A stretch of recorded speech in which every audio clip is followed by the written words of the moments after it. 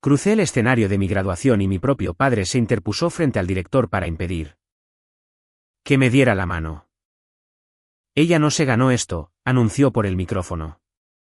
Mi madre lo grabó, sonriendo. Ninguno de los dos se dio cuenta de quién estaba sentada en la tercera fila, observando todo. 2000 personas vieron a mi padre subir al escenario de mi graduación. Estaba a 3 pasos del decano, con el diploma ya en la mano. Él se empujó entre nosotros antes de que el apretón de manos se concretara. Luego se inclinó hacia el micrófono del decano. Ella no se ganó esto. Fuerte, calmado, seguro. Mi madre lo filmaba desde la tercera fila, sonriendo. Durante 11 años le habían dicho a todo este pueblo que yo era el fracaso, el error. La que había reprobado. Ahora se lo dirían a 2000 testigos. No lloré. No corrí. Dejé que sus palabras flotaran en esa arena porque mi padre había olvidado una cosa. No sabía quién estaba sentada 4 filas detrás de él, y ella ya estaba de pie. Soy Angwin. Tengo 31 años. Y quiero llevarlos de vuelta antes de ese micrófono, antes de ese escenario. A la mañana en que puse 2 cosas sobre mi cama y las miré fijamente durante mucho tiempo. Un pin blanco de enfermería y una toga de graduación que yo misma había pagado. Esa mañana, el apartamento estaba en silencio de esa manera que solo las madrugadas lo están. 6:15 de la mañana. El café se estaba enfriando en la encimera porque se me olvidaba beberlo. Había planchado la toga 2 veces. Yo no plancho. Pero ese día la planché 2 veces porque necesitaba que mis manos hicieran algo mientras el resto de mí se preparaba para ser mirada. Puse 2 boletos en la mesa de la cocina. Asientos reservados. Sección C, fila 3, asientos 9 y 10. Los había solicitado semanas antes. Le había dicho a la coordinadora en voz muy baja, necesito 2 juntos para mis padres. Ella me había sonreído como si fuera la petición más común del mundo, y lo era. Para la mayoría de las personas, lo es. Miré esos 2 boletos por un rato. Luego los guardé en mi bolso de todos modos. Mi mejor amiga, Nora, llamó a las 7. Nora Callahan, de 30 años, madre soltera, enfermera del turno nocturno. Lo más parecido a una hermana que he tenido jamás. No me preguntó si estaba nerviosa. Me preguntó si había comido. Cuando le dije que no. Dijo que me traería un sándwich de desayuno y que no aceptaría un no por respuesta. Y me quedé en mi cocina sosteniendo el teléfono y tuve que apretar los labios para que no me temblara la voz porque Nora estaría allí. Nora siempre había estado allí. Y esa mañana, todavía no sabía si mis padres se presentarían en absoluto. Déjenme decirles quién era yo para que el resto tenga sentido. Durante 7 años. Trabajé como asistente de enfermería en el Hospital Haistead Memorial en una pequeña ciudad en el centro de Ohio, donde el tío de todos conoce al jefe de todos. Una asistente de enfermería certificada. La persona que te voltea cada 2 horas para que no te salgan úlceras por presión. La persona que te limpia cuando no puedes limpiarte tú mismo. La persona que las familias olvidan en el segundo en que entra el médico. Vacié cuñas. Sostuve manos a las 3 de la mañana. Me aprendí cada pasillo, cada monitor, cada código. Y todo el tiempo me decía a mí misma que volvería a la escuela algún día. Cuando hubiera dinero, cuando hubiera tiempo, cuando dejara de estar cansada. Nunca hay dinero. Nunca hay tiempo. Nunca dejas de estar cansada. Así que, al final, simplemente fui. En 2023, a los 28 años. Me inscribí en el programa acelerado de licenciatura en Ciencias de la Enfermería en la Universidad Estatal de Haistead mientras trabajaba noches completas. 3 años de mi vida condensados en un agotamiento continuo. Y 19 días antes de ese escenario de graduación. La directora del programa me llamó a su oficina y me dijo que había terminado primera en mi cohorte. Con las evaluaciones clínicas más altas que tenían registradas. Me preguntó si daría el discurso de los estudiantes en la ceremonia de graduación. Dije que sí antes de poder convencerme de no hacerlo. Esa era la cosa que mi padre subiría a un escenario para negar, que yo hubiera terminado primera. Que alguien me hubiera elegido para algo. Pero me estoy adelantando. Primero, tienen que entender lo que significaba "no te ganaste eso en mi familia". Porque esas no eran palabras nuevas para mí. Mi padre las había estado diciendo toda mi vida. Wade Owens dirigía un negocio de calefacción y refrigeración desde un garaje en las afueras del pueblo. Hornos, conductos. El trabajo honesto de manos frías de un hombre que cree que el sudor es la única moneda que cuenta. Estaba orgulloso de eso. Tenía derecho a estarlo. Lo construyó de la nada. Pero en algún momento del camino. Subconstruí esto de la nada, se cuajó y se convirtió en "nadie obtiene nada por lo que no haya sangrado". Y en su libro de contabilidad, mi tipo de trabajo nunca contaba. Ir a la escuela no era sangrar. Estudiar no era sudar. Una hija que quería un título era una hija que se daba aires de grandeza. Mirando por encima del hombro al hombre que pagaba sus zapatos. Mi madre, Cheryl, estaba de acuerdo con todo lo que él decía. De la misma manera que el agua se adapta a la forma de un vaso. Y luego estaba Travis, mi hermano menor. 3 años menor que yo y 3 millas por delante en los ojos de ellos toda su vida. Travis se hizo cargo del negocio familiar a los 22 años. Y para mis padres, eso lo convertía en el hijo. Él se quedó. Él continuó con el nombre. Él trabajaba con sus manos. Todo lo que yo no era. Quiero que se aferren a una frase porque la volverán a escuchar. La frase de mi padre. La decía en la cena, en Navidad, sobre el capó de una camioneta. Cada vez que yo quería algo que no era heredado, "no te ganaste eso". Lo dijo cuando un vecino me regaló una bicicleta por ayudarlo con el trabajo del jardín.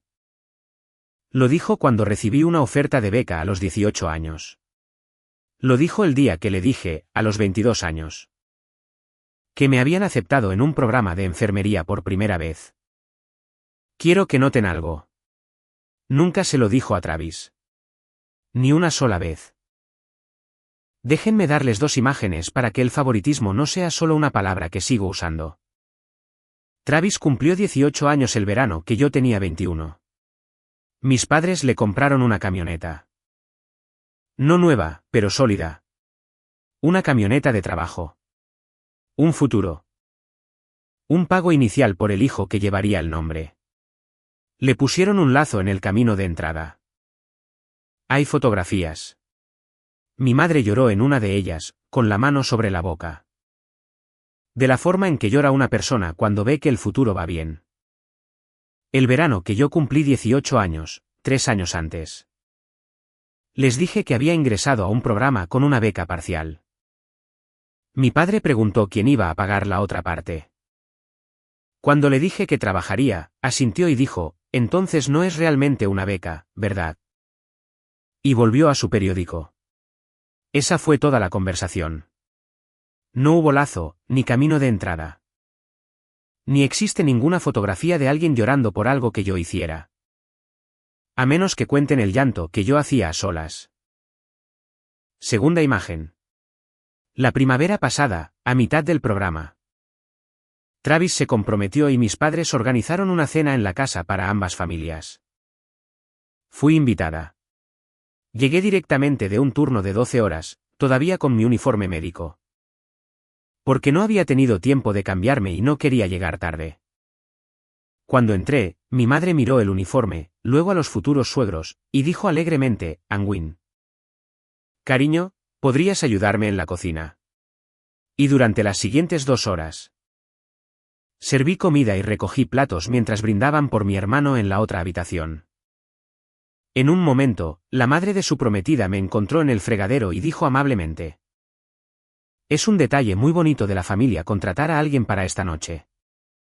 Pensó que yo era personal del servicio de banquetes.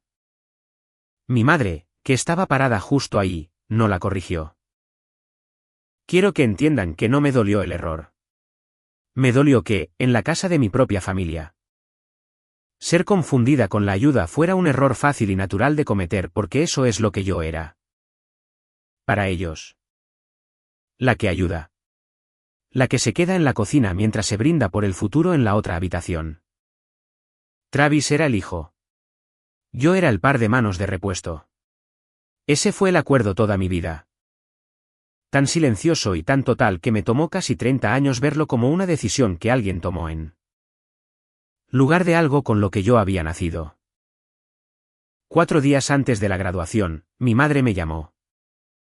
Casi no contesto, pero lo hice porque soy el tipo de persona que siempre contesta. Lo cual es un diagnóstico en sí mismo. Entonces, dijo, este asunto de la graduación. Travis tiene un trabajo esa mañana. Una instalación grande. No puede simplemente dejarlo todo. Yo no le pedí a Travis que viniera, le dije. Hubo una pausa. Tu padre dice que vas a dar un discurso. Voy a dar el discurso de los estudiantes, sí. Otra pausa, más larga. Podía escuchar la televisión detrás de ella. Las risas enlatadas específicas de un programa que no estaba viendo. No hagas un escándalo de esto, Anwin, dijo. No te avergüences allá arriba. Luego colgó. Y me quedé en mi cocina con el teléfono aún caliente contra mi oreja. Y entendí algo que no me había permitido entender. Venían, no para celebrar, sino para supervisar. Si ya están sintiendo ese nudo específico en el pecho.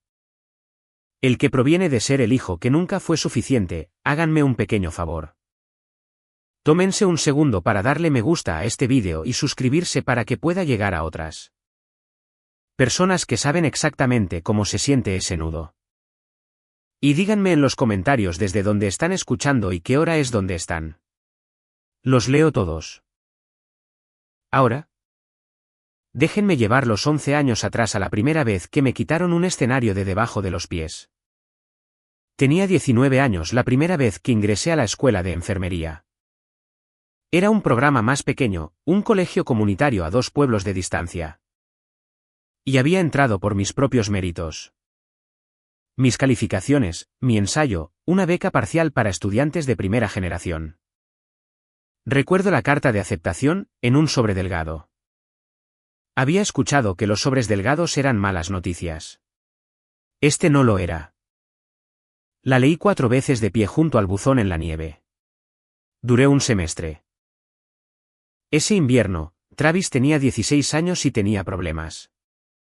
Y mis padres decidieron que la familia necesitaba la ayuda de todos. El negocio iba lento. El dinero escaseaba. Y la solución a la que llegaron, de la misma manera que uno tomaría la herramienta más cercana. Fui yo. Yo me retiraría. Trabajaría en la recepción y llevaría los libros del negocio sin paga para la familia hasta que las cosas se estabilizaran. Es temporal, dijo mi madre. No fue temporal. Eso es todo. No voy a pasar 1 hora hablando de ese año porque no merece 1 hora. Lo que merece es una oración.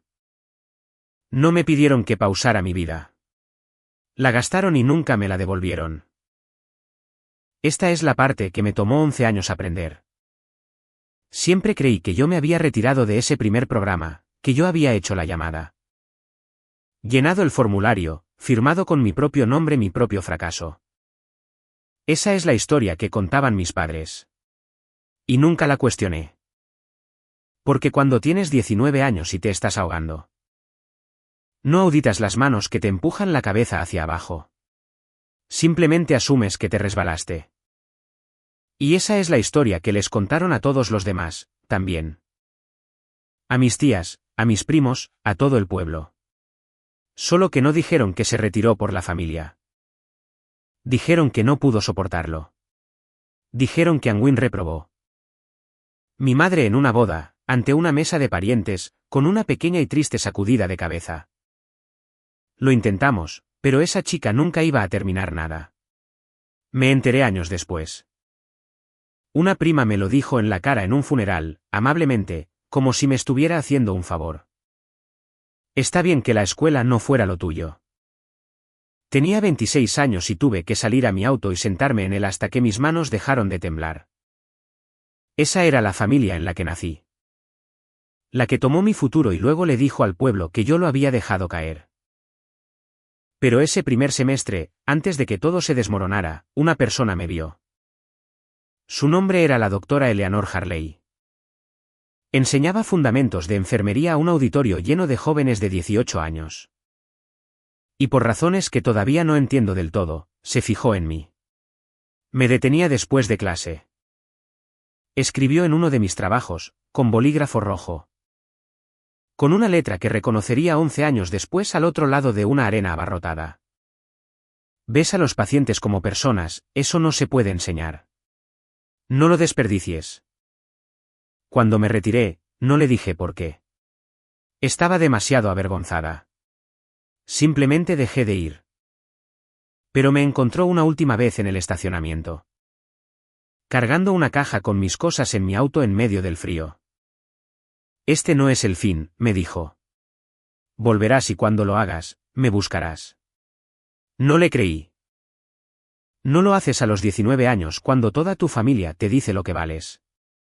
Pero nunca olvidé su nombre. Ahora mantengan ambas cosas en su mente porque van a importar. La mentira que mis padres contaron durante 11 años y la única mujer que nunca la creyó. Quiero que entiendan lo que realmente costó este segundo título.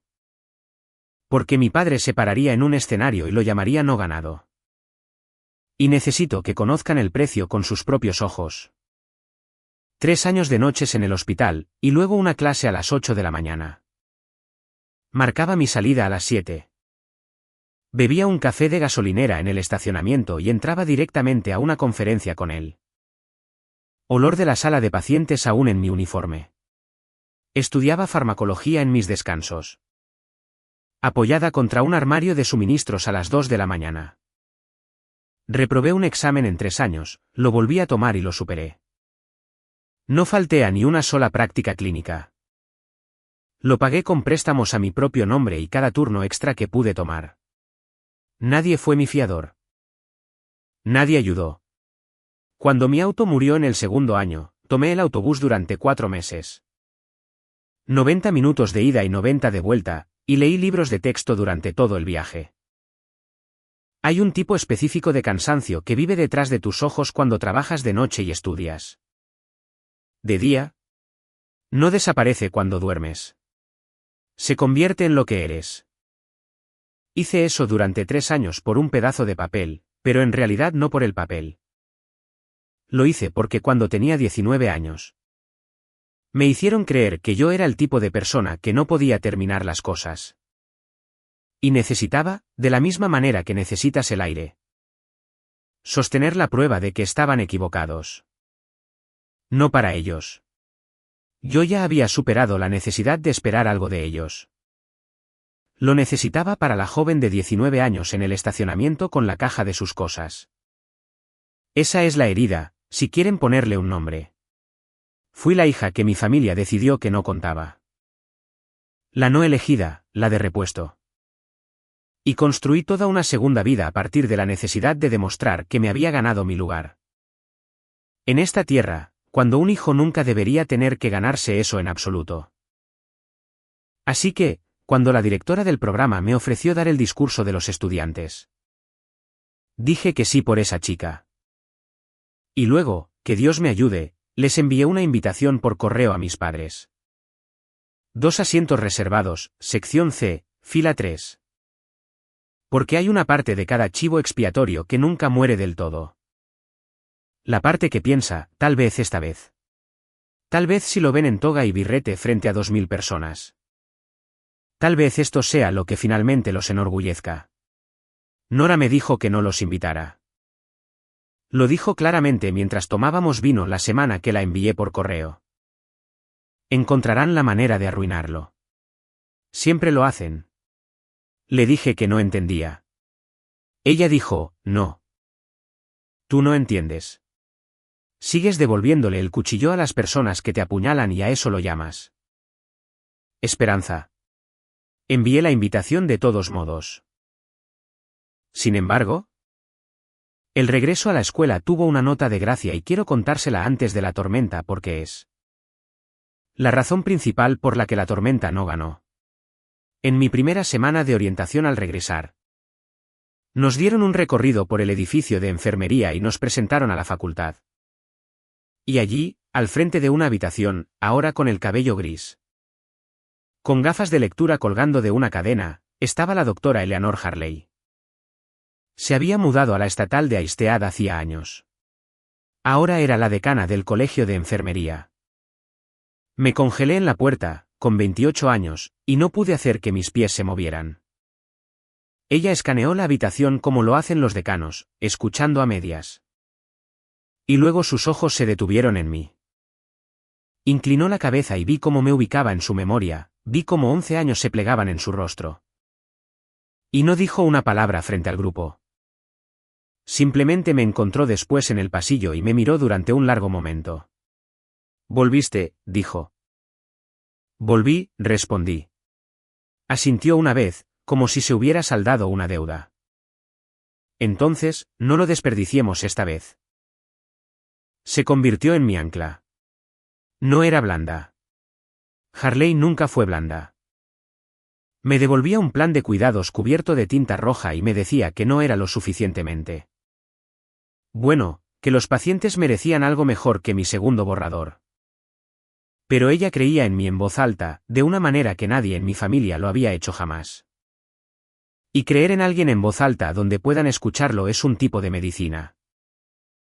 Necesito que sientan una de esas noches para que la palabra ganado tenga peso cuando mi padre intente quitármela. Hubo un martes en mi segundo año. Trabajé una noche completa en el piso y a las 4 de la mañana. Un paciente a 2 puertas de distancia entró en paro. Yo era asistente en ese entonces, no enfermera todavía. Pero no te quedas quieto durante un código. Buscas la tabla, buscas el carrito, haces compresiones cuando los brazos de la enfermera se rinden. Manejamos ese código durante 31 minutos. Lo trajimos de vuelta. Yo todavía estaba temblando cuando salió el sol. Tenía un examen de farmacología a las 8. Marqué mi salida a las 7:15. Me senté en mi auto muerto en el estacionamiento. Esta fue la época en que el auto no arrancaba la mitad de las veces. Y me comí una barra de granola y leí mis tablas de interacción de medicamentos una vez más con manos que todavía recordaban la resistencia de un esternón. Luego caminé hacia el examen. Saqué un 88. No le conté a nadie sobre el código. Ni al profesor, ni a mis compañeros. No era una excusa. Era solo martes. Esa es la parte que necesito que retengan. Para mí, ese fue un martes cualquiera. El corazón de un hombre se detuvo y ayudé a reiniciarlo. Y luego fui y aprobé un examen con 4 minutos de sueño. Y para mi padre, nada de eso contaba como trabajo porque no llegaba a casa con grasa debajo de las uñas. Hay muchos de nosotros, he llegado a aprender. Personas cuyas horas más difíciles no cuentan para los que deberían estar más orgullosos de ellas. Dejé de esperar que mi padre entendiera ese martes. Simplemente seguí presentándome al siguiente y al que le seguía. Una vez, cerca del final, le conté sobre el estacionamiento, sobre la caja. Ella escuchó sin interrumpir. Cuando terminé, se quitó las gafas y dijo algo que he guardado desde entonces. Algunas personas pasan su vida tratando de ganarse un amor que nunca estuvo a la venta. El truco es aprender que la venta estaba amañada. Nunca se trató de tu valor. Se trataba de su miedo. No lo entendí entonces. Lo entiendo ahora. Mis rotaciones clínicas fueron donde el no te ganaste eso comenzó a sonar absurdo. Incluso para mí. Quiero darles un ejemplo de un turno porque representa a todos. Piso médico quirúrgico, segundo año. Mi preceptora era una enfermera a cargo llamada Vivian Bennett. 20 años en el piso, sin paciencia para excusas. El tipo de enfermera que asusta a los estudiantes y salva vidas. Me observaba como un halcón. Quería impresionarla tanto que me temblaron las manos la primera semana. Había una paciente, una maestra de escuela jubilada, en el postoperatorio, y algo se sentía mal. Técnicamente, los signos vitales estaban bien. Los números en la pantalla estaban todos dentro del rango. Pero se había quedado callada de una manera que hizo eco en algo dentro de mí después de 7 años. De trabajo como asistente. 7 años de aprender cómo se ve un cuerpo justo antes de empeorar. Lo señalé. Vivien levantó una ceja. El monitor dice que está bien. El monitor no es ella, dije. Volvimos a revisar. En menos de 20 minutos, la paciente estaba colapsando. Una hemorragia interna que los números aún no habían detectado. La detectamos. Ella vivió. Después, Vivien me miró de manera diferente. Dijo, ¿quién te enseñó a leer una habitación así? Nadie, pensé. Me enseñé a mí misma a las 3 de la mañana haciendo el trabajo que nadie pensaba que contaba. 7 años de limpiar cuñas, dije en voz alta. Ella casi sonrió. No dejes que nadie te diga que ese tiempo no contó. Nadie me regaló ese instinto. Me lo gané un paciente volteado a la vez en un trabajo que mi padre llamaba nada. Esa rotación también me hizo ganar algo concreto. Y quiero que se aferren a ello porque es lo que mis padres pondrían en riesgo. El Aistead Memorial tenía un programa de residencia para enfermeras muy competitivo.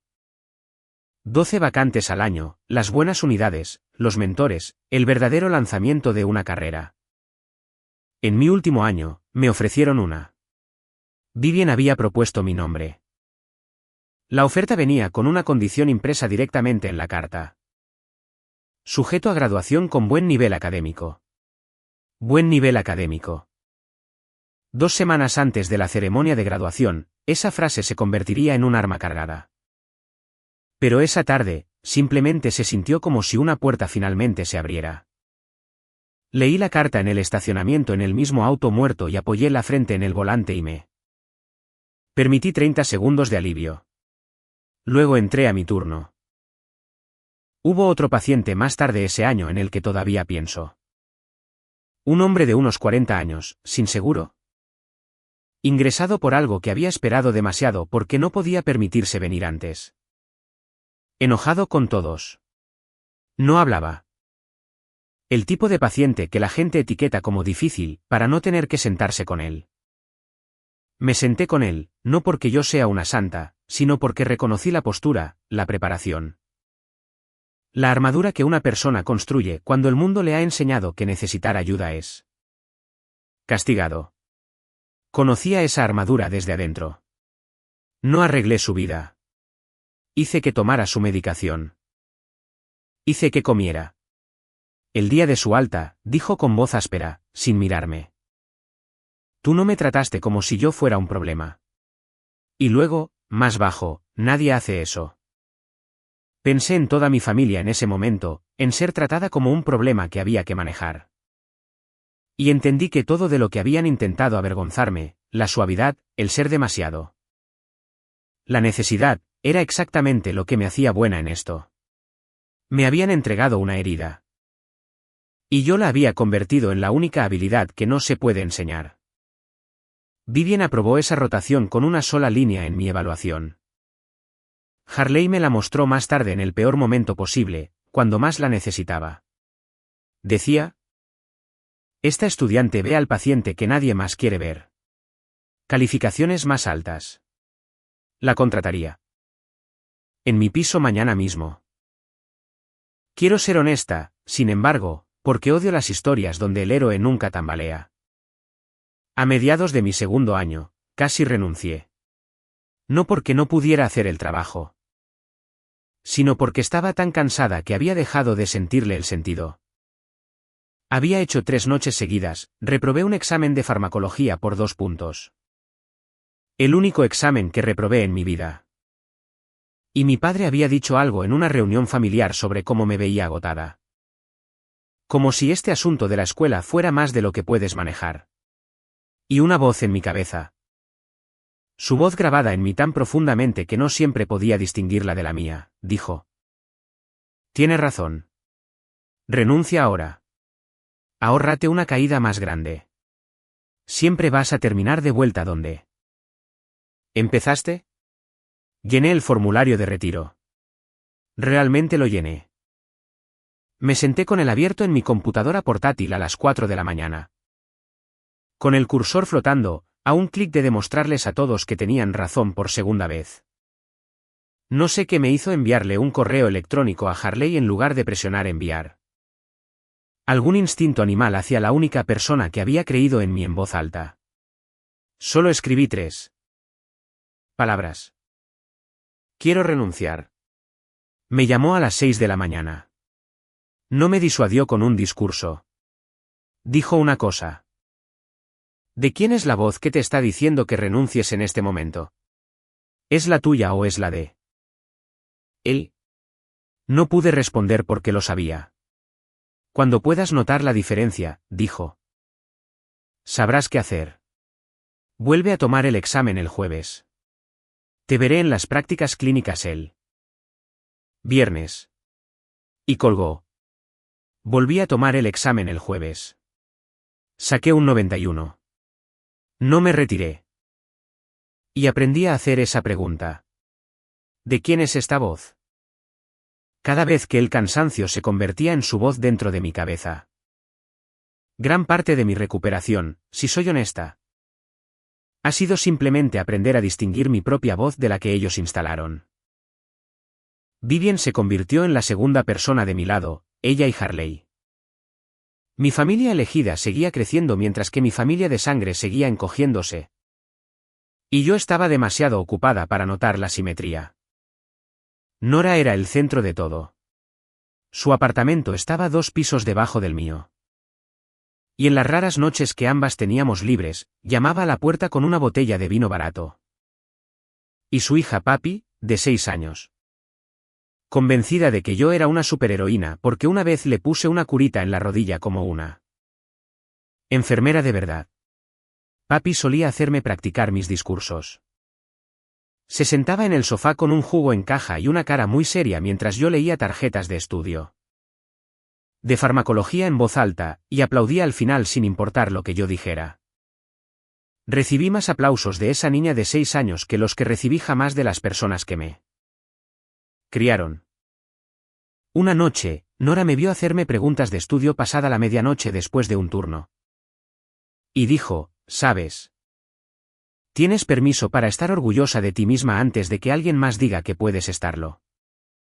Le dije que no sabía cómo hacer eso. Ella dijo, sí, lo sé. Eso es lo que te quitaron. Rellenó mi copa. Pero observa. Uno de estos días, toda una sala te lo va a decir a la vez. Y vas a tener que entenderlo rápido.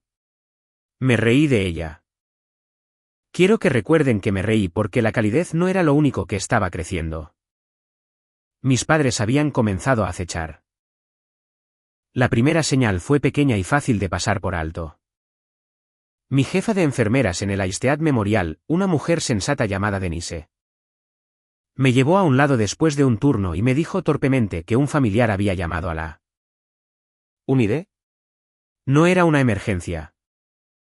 Solo para verificar cómo me iba y mencionar de pasada que yo había tenido problemas para terminarla escuela antes y esperaban que el hospital no me estuviera exigiendo demasiado.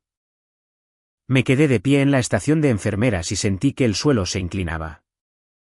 Les dije que no hablamos del personal con personas que llaman de afuera, dijo Denise, observando mi rostro. Pero Anwin, esa fue una llamada extraña. ¿Está todo bien en casa? ¿Casa? Casi me río de la palabra. No están verificando cómo estoy, dije. Están verificando si todavía pueden alcanzarme aquí. Denise no presionó más. Pero comenzó a desviar las llamadas de la familia al buzón de voz sin que se lo pidiera. Y nunca dijo una palabra más al respecto, y la he amado en silencio desde entonces. Eso es lo que nadie te dice de ser el chivo expiatorio. Aprendes a reconocer a los buenos por lo poco que necesitan que se les explique. Ese fue el primer movimiento de mis padres. Una llamada telefónica a mi lugar de trabajo disfrazada de preocupación. Diseñada para plantar una semilla en el único lugar que había construido para mí misma. Ella no pudo terminar antes. Fue un ensayo. Simplemente no sabía todavía para qué estaban ensayando. Luego Travis me envió un mensaje de texto de la nada un mes antes de la graduación. Mamá dice que vas a dar un discurso. No nos hagas quedar mal, jajaja. Me quedé mirándolo. El jajaja fue la parte que me afectó. Como si toda mi vida fuera una broma de la que él me estaba haciendo partícipe.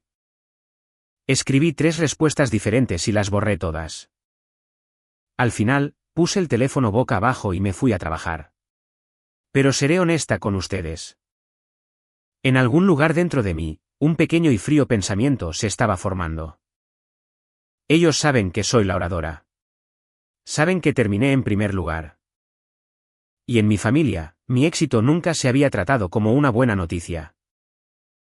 Lo que aún no entendía, lo que estaba demasiado acostumbrada a estar sola para ver, era cuántas personas se habían alineado en silencio detrás de mí. Mi cohorte era de 31 estudiantes. La mayoría eran más jóvenes que yo, 22, 23 años. Aterrorizados por la farmacología y las matemáticas clínicas de la misma manera que yo había estado. Aterrorizada a los 19. Y en algún lugar del primer año, sin decidirlo, me había convertido en la persona a la que acudían. Dirigía un grupo de estudio a las 5:30 de la mañana en la cafetería del hospital. Antes de mis clases y después de mis noches, porque era el único tiempo que tenía. Me sentaba allí con un café gigante y un marcador de pizarra y guiaba a los chicos a través de los cálculos de dosis hasta que lo entendían. Nunca le cobré a nadie. Nunca se me ocurrió. Cuando creces siendo la ayuda, ayudar es simplemente la forma que toman tus manos. Había un joven llamado Deb que estaba a punto de reprobar en el primer semestre. Brillante, pero ahogándose, con 2 trabajos, el primero en su familia en ir a la universidad. Como yo. Pasé muchas de esas mañanas a las 5:30 con Deb. Él aprobó. Siguió aprobando. Me dijo una vez, avergonzado, tú eres la razón por la que todavía estoy aquí. Le dije que devolviera el favor, que se callara y que hiciera sus problemas de práctica. No pensé en nada de eso como si estuviera construyendo algo. Pensé que solo estaba sobreviviendo. Igual que ellos. No sabía que estaba reuniendo, una madrugada en la cafetería a la vez. Exactamente a las personas que se levantarían de un mar de togas negras cuando necesitara que se dijera la verdad en voz alta. Esa es la parte que mi padre nunca entendió sobre el mundo. Pensaba que los testigos eran algo que controlabas. Pensaba que las únicas personas que contaban la historia de mi vida eran las que estaban dentro de nuestra casa. No tenía idea de que había pasado 3 años rodeada silenciosamente de personas que me habían observado con sus propios ojos. Por la misma época, tuvimos una cena familiar, el cumpleaños de mi madre. Fui porque siempre iba. Transcurrió de la manera en que siempre transcurrían. Travis acaparó la atención hablando sobre un gran contrato comercial. Mi padre asentía con la cabeza, orgulloso, efusivo. Y cuando la conversación se desvió hacia mí, hacia la escuela, hacia el hecho de que terminaría en unas semanas, la temperatura bajó 10 grados. Debe ser lindo, dijo mi padre, sin mirarme. Tener los veranos libres para sentarse en un salón de clases. No había tenido un verano libre en 7 años. Lo dejé pasar. ¿Cuándo termina esto?, preguntó. Este asunto de la escuela. En julio, dije. ¿El 8? ¿Y luego qué? ¿Qué serás? ¿Alguien que cambia cuñas con un título elegante? Travis se rió. Mi madre le sonrió a su plato. Enfermera registrada, dije. Seré una enfermera registrada. No te ganaste eso, dijo mi padre automáticamente, como un reflejo, untando mantequilla en su pan. Has estado jugando a ser estudiante a costa del buen nombre de la familia. La gente sabe de quién ¿Eres hija? Ahí estaba, la frase en su hábitat natural. Dejé mi tenedor. Miré a mi madre, quien no me miraba, y por primera vez en mi vida, en lugar de hacerme más pequeña. Me escuché decir en voz baja, ven a la graduación. Mírame ganármelo. Luego dime eso en mi cara. La mesa se quedó en silencio. La mandíbula de mi padre se tensó. No estaba acostumbrado a que yo respondiera. Oh, estaremos allí, dijo. Y algo en la forma en que lo dijo me congeló la espalda. Todavía no sabía a qué se refería. Quiero que se queden con ese estaremos allí, por un segundo porque yo me quedé con él durante semanas y aún así me equivoqué. Esa cena me hizo buscar algo. No lo planeé. Simplemente no me dejaba en paz. La facilidad del no te ganaste eso, su naturaleza de reflejo. Como si mi padre hubiera estado ensayando mi fracaso durante tanto tiempo que salía más suave que la verdad. El programa acelerado requería mis expedientes académicos antiguos de la primera escuela. De 11 años atrás. Los había solicitado al inscribirme y nunca los había leído realmente. Esa semana, desenterré el archivo. Leí el registro de retiro por primera vez como una adulta que sabía cómo funcionaban estos sistemas. La fecha estaba mal. En mi memoria, me había ido en diciembre, a mitad del semestre. La semana en que todo se desmoronó en casa. Pero el retiro oficial fue procesado en febrero, 2 meses después. Luego de que el periodo académico ya había colapsado por sí solo. Lo que significaba que durante 2 meses, en el papel, todavía había estado inscrita. Todavía tenía un lugar, todavía podría haber vuelto. No recordaba haber elegido febrero. No recordaba haber elegido nada. Recordaba a mi madre diciendo es temporal y a mi padre diciendo la familia primero y la recepción del negocio y la niebla. Así que llamé al registrador de la escuela. Tomó 3 transferencias y mucha paciencia. Le dije a una mujer cansada mi antigua identificación de estudiante y le pregunté claramente si había alguna nota en mi retiro. Cualquier cosa sobre quién lo inició. Larga espera. Sonido de teclado. Hay una nota de contacto, dijo. Enero de ese año. Una llamada telefónica de un padre solicitando información sobre cómo retirar a una estudiante y si una beca parcial tendría que ser reembolsada. Una pausa. Y una segunda nota. Su beca de primera generación fue marcada como estudiante no continúa por decisión familiar, por lo que fue liberada al siguiente solicitante. Eso habría hecho que volver a inscribirme fuera financieramente difícil. Me senté en el suelo de mi cocina por primera vez, no por última. Mis padres no solo me habían presionado para que renunciara. Habían llamado a la escuela. Se habían asegurado de que la beca que me hizo entrar fuera regalada para que, incluso si la niebla se disipaba, incluso si encontraba el valor, no hubiera camino de regreso. Habían cerrado la puerta y luego le habían dicho a todo el pueblo que yo había salido por mi propio pie. 11 años. Había pasado 11 años creyendo que era el tipo de persona que no podía terminar las cosas. Y había sido orquestado. Una llamada telefónica de un padre. Exactamente la misma arma que pronto descubriría que estaban a punto de levantar de nuevo. Quiero ser honesta sobre lo que hice con eso porque es la parte menos heroica de la historia. No los confronté. No en ese momento.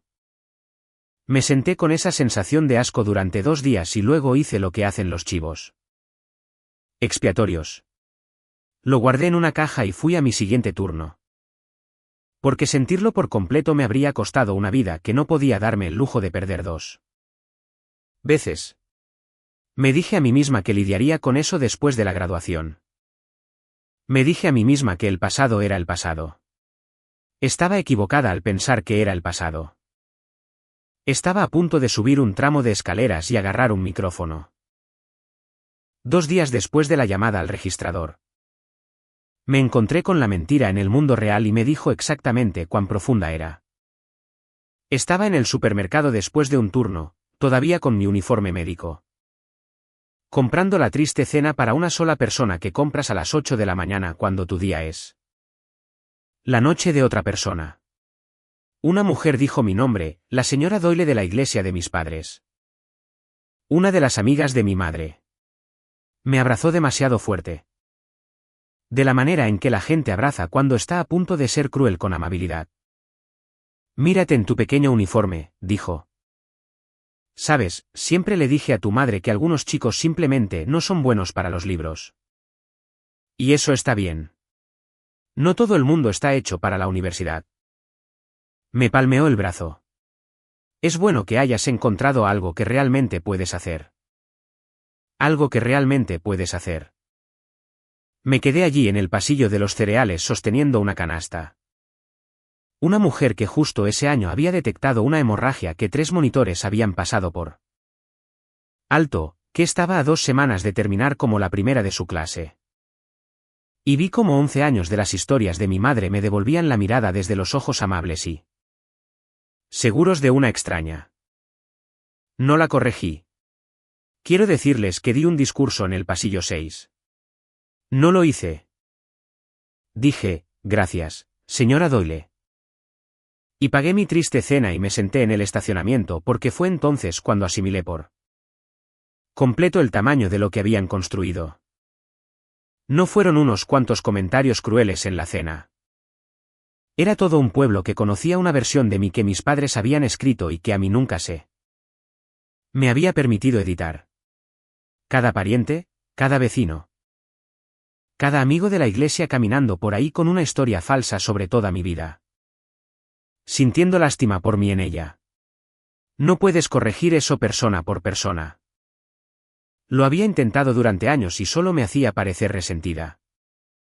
Lo cual también era parte de la historia. La chica que no podía terminar nada y culpaba a todos los demás. Solo había un lugar donde alguna vez podría ser corregido, frente a todos ellos a la vez. Todavía no sabía que mi padre estaba a punto de entregarme exactamente esa sala. Pero sentada en ese estacionamiento, entendí la forma de lo que necesitaba. Incluso si no podía ver cómo lo conseguiría alguna vez. Por esa época, defendí mi proyecto final. Quiero que sepan que era porque es lo que mis padres estaban a punto de llamar robado. El proyecto era un plan de salud comunitaria para el manejo de la diabetes en pacientes de edad avanzada que no pueden conseguir transporte confiable para sus citas. No era abstracto. Surgió de mis propios pacientes. Los que terminaban en mi piso enfermos de nuevo porque habían perdido una visita a la clínica a la que no tenían forma de llegar. Lo había visto suceder durante 7 años como asistente. Construí todo a partir de eso. Me paré en una pequeña sala frente a un panel de la facultad y lo defendí durante 1 hora. Me hicieron preguntas difíciles. Respondí a todas porque cada palabra era mía. Extraída de pacientes que podía nombrar y de turnos que había trabajado. Cuando terminó, uno de los miembros del panel, un profesor que apenas conocía, dijo: Este es el proyecto estudiantil más vívido que he leído en años. Usted no investigó esto. Usted lo sobrevivió y luego hizo algo con ello. Aprobé con distinción. Cada borrador con su marca de tiempo en el sistema de la escuela, cada fuente citada. Las firmas de mis preceptores en cada hora clínica de la que se derivó. Era la cosa más minuciosamente documentada e indiscutiblemente mía que jamás había hecho. Recuerden eso, porque 2 semanas después, alguien se pararía frente a 2000 personas y lo llamaría trampa. Y la absoluta e insultante imposibilidad de esa mentira es exactamente la razón por la que detonó en sus manos. 2 semanas antes de la graduación, el suelo se movió. Aunque no lo sentí al principio.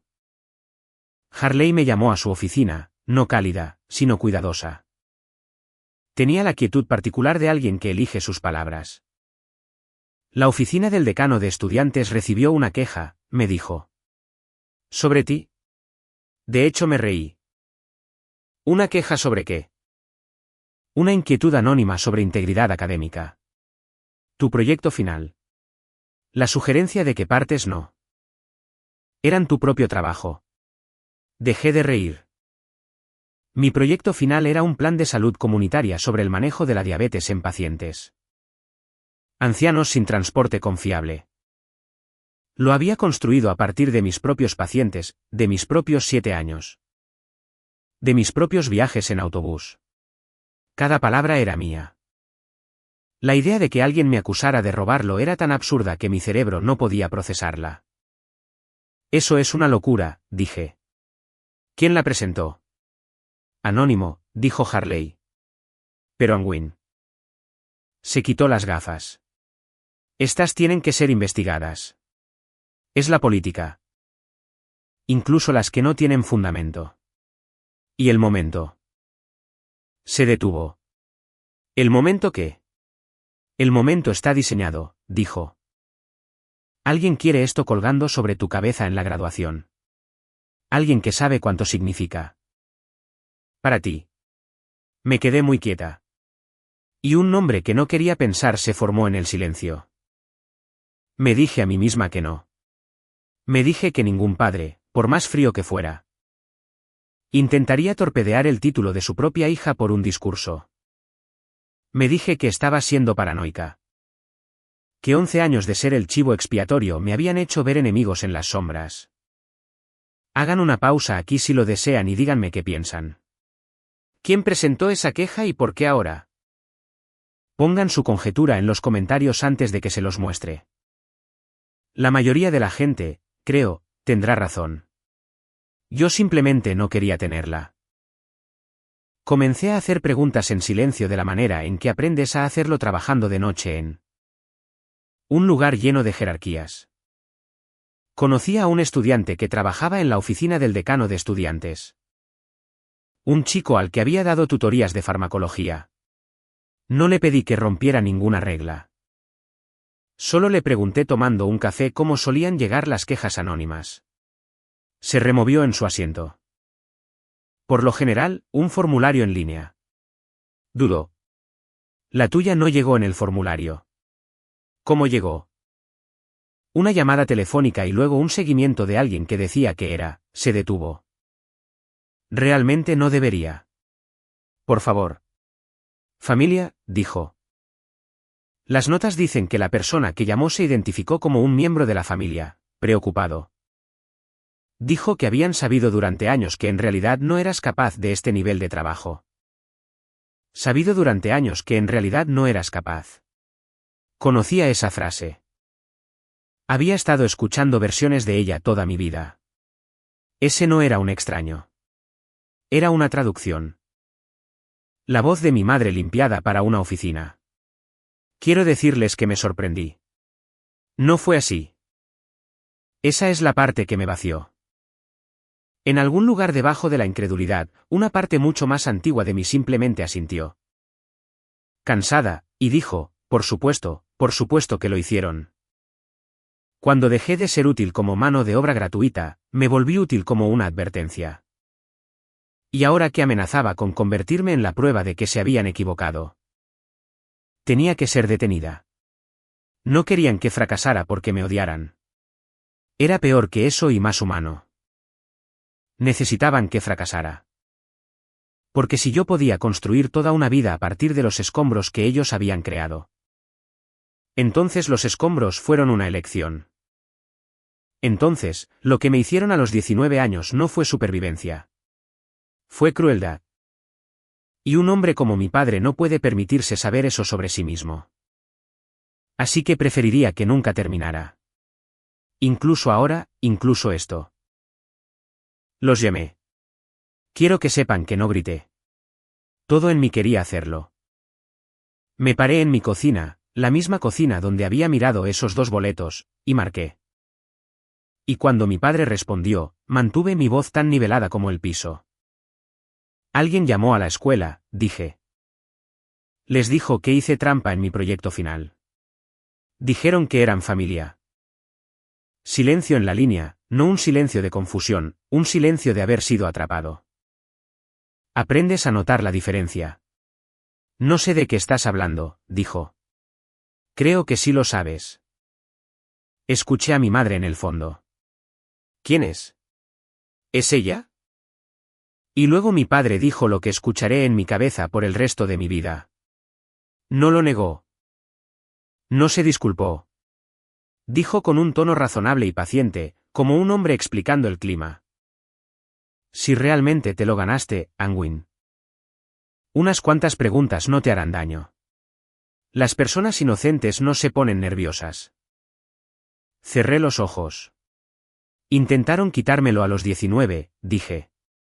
Y lo están intentando de nuevo. Nadie te quitó nada, dijo él. Tú renunciaste. Siempre has renunciado. Solo nos estamos asegurando de que sepan a quién están poniendo en ese escenario. La voz de mi madre ahora más cerca, afilada. Estamos protegiendo a esa escuela de la vergüenza. Eso es lo que hace una verdadera familia. Colgué. Mis manos estaban firmes. Eso me asustó más de lo que lo habría hecho temblar. Porque finalmente entendí que no iban a detenerse. Ni por amor, ni por vergüenza, ni nunca. La única persona que iba a proteger a esa chica en el estacionamiento era yo. Conduje hasta la casa de todos modos. Una última vez. Quiero decirles por qué. Porque importa para lo que vino después. No fui a suplicar. Fui a darles una salida. Soy enfermera, aunque sea estudiante. Todo mi entrenamiento trata sobre dar a las personas la oportunidad de elegir lo más saludable. Incluso a las personas que no lo harán. Me dije a mí misma, si se lo digo a la cara, tal vez uno de ellos se aleje del borde. Mi madre abrió la puerta, mi padre estaba en su sillón detrás de ella, con la televisión encendida. Sin darse la vuelta. Retiren la queja, dije. Sin saludos. Es una mentira, y ambos lo saben. Retírenla y no vengan mañana. Y nunca tendremos que volver a hablar de nada de esto. Eso es todo lo que pido. El rostro de mi madre hizo algo complicado. Por un segundo, vi algo debajo de él, algo cansado y casi arrepentido. Miró a mi padre y luego a mí y dijo en voz baja para que él no pudiera escuchar. Siempre fuiste demasiado, incluso de bebé. Necesitabas demasiado. Y por ese segundo pensé que ella podría ser humana conmigo. De hecho, me incliné hacia ello. Eso es lo que pasa cuando estás hambriento. Te inclinas hacia la más mínima calidez, incluso cuando sabes que la estufa está apagada. Entonces mi padre dijo desde su sillón sin darse la vuelta, viene a amenazarnos ahora. Y el rostro de mi madre se cerró como una puerta. Esa cosa cansada y arrepentida se desvaneció y ella se enderezó y dijo con una voz completamente diferente. La voz del pueblo, la voz de la mesa de bodas, no vamos a retirar nada. Si eres inocente, no tienes nada que temer. Una familia de verdad cuida de su gente. Nosotros estamos cuidando a esa escuela. A esa escuela, dije. ¿Te refieres a mí? Están cuidando un mundo donde yo sigo siendo el fracaso que ustedes inventaron. Porque si no lo soy, entonces lo que me hicieron fue solo crueldad, y no pueden vivir con eso. Por un instante, mi padre se dio la vuelta, solo la cabeza. Me miró de la forma en que miras a un extraño que dijo tu secreto en voz alta. Luego se volvió hacia la televisión. No te ganaste ese título, le dijo a la pantalla. Y mañana, todos van a escuchar por qué. Me quedé en el porche de la casa en la que crecí, y sentí que la última cosa se rompía. No mi corazón. Había dejado de guardarlo allí hacía años. Algo más frío y más útil, lo que quedara de la chica que le seguía guardando asientos. Quiero ser justa con ellos incluso ahora. No amable, justa. Porque he tenido tiempo de entenderlo, y entender no es perdonar. Travis me dijo más tarde en la única llamada telefónica honesta que el negocio había estado luchando. Durante un par de años. Empresas más grandes le estaban quitando contratos. Mi padre, a los 63 años, viendo cómo lo que construyó de la nada comenzaba a escaparse de sus manos. Y aquí venía su hija, la que él había descartado. Aquella cuyo tipo de trabajo se había pasado la vida llamando nada. A punto de pararse frente a todo el pueblo con un título y un futuro y una carrera que sobreviviría. A los hornos. Mi padre no es un monstruo. Es un hombre orgulloso que construyó su identidad siendo el que se gana las cosas de la manera difícil. Y no podía sobrevivir a un mundo en el que la hija que desechó ganara más y mejor y por un camino que él se negaba a respetar. Mi éxito no lo enojaba porque me odiara. Lo desesperaba porque lo incriminaba. Si yo triunfaba, entonces desecharme a los 19 años no fue una dura necesidad. Fue solo crueldad que disfrazó de virtud durante 30 años. Preferiría quemar mi graduación hasta los cimientos antes que dejar que eso fuera verdad. Ese no es un personaje de dibujos animados. Ese es un hombre que no puede permitirse la verdad sobre sí mismo. Es más común de lo que el mundo admite. Y no es menos devastador ser el hijo que está en su camino. Conduje a casa. No lloré. Llamé a Harley. Le conté a Harley todo a la mañana siguiente, no solo sobre la queja, todo. Lo que había estado cargando en la caja desde la llamada al registrador. Me senté en su oficina y le conté sobre febrero y la llamada telefónica de un padre en enero y la beca cancelada por decisión de la familia y la puerta cerrada por la que había pasado 11 años. Creyendo que había caminado por mi cuenta. Harley no se movió en todo el tiempo que hablé. Cuando terminé, me hizo una pregunta muy en voz baja. El retiro en febrero. ¿De quién es la firma que tiene? No había pensado en eso. No sé. La mía, asumí. Solicítalo, dijo. El formulario firmado. Me gustaría ver qué mano terminó realmente tu primer intento. Lo solicité más tarde. Es una historia completamente diferente y no es el punto de esta, así que solo les diré. La firma no estaba limpia. Dejémoslo ahí. Harley miró lo que regresó y lo dejó en su escritorio con un cuidado que me asustó. Y dijo, ¿11 años? Dios mío. Y entendí que ahora sabía hasta el fondo lo que era mi familia y que no era una mujer que alguna vez lo olvidara. Se quedó callada durante un largo momento. Luego se levantó, caminó hacia su ventana y dijo algo que no esperaba. Te enseñé cuando tenías 19 años, dijo. Te vi desaparecer. Me dije a mí misma en ese entonces que debía haber presionado más. Averiguar por qué. Dejé que una buena estudiante se desvaneciera porque asumí que había elegido irse. Se dio la vuelta. He pasado 11 años arrepintiéndome de no haber luchado por ti. No voy a cometer ese error 2 veces. La revisión. La revisión no encontrará nada porque no hay nada que encontrar. Tu proyecto final está documentado desde la propuesta hasta la defensa. Cada borrador con su marca de tiempo. Cada fuente citada. Las firmas de tu preceptora en cada hora clínica de la que se nutre. Ya lo he marcado para un manejo acelerado. Casi sonrió. Vivian Bennett me llamó por iniciativa propia y se ofreció a testificar por cada hora que trabajaste. Al igual que 2 de tus instructores. No tienes idea de cuántas personas están de tu lado, ¿verdad? No la tenía. Eso es lo que te hacen 11 años de que te digan que no vales nada. Te hace incapaz de ver a las personas que no están de acuerdo. Esto es lo que necesito que entiendas, dijo Harley. Ellos pueden presentar quejas. Pueden hacer llamadas telefónicas. Pero no pueden hacer que la verdad de tu trabajo desaparezca porque demasiadas personas honestas te vieron hacerlo. Esa es la única cosa con la que nunca contaron. Piensan que son los únicos testigos de tu vida. Yo también hice lo menos glamuroso. Lo que no sirve para un buen clip de vídeo. Fui a la oficina del decano de estudiantes en persona y respondí a la revisión de la manera en que se supone que debes hacerlo. No enfurecí.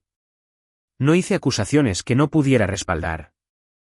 Les entregué mis borradores con marcas de tiempo, mi registro de citas.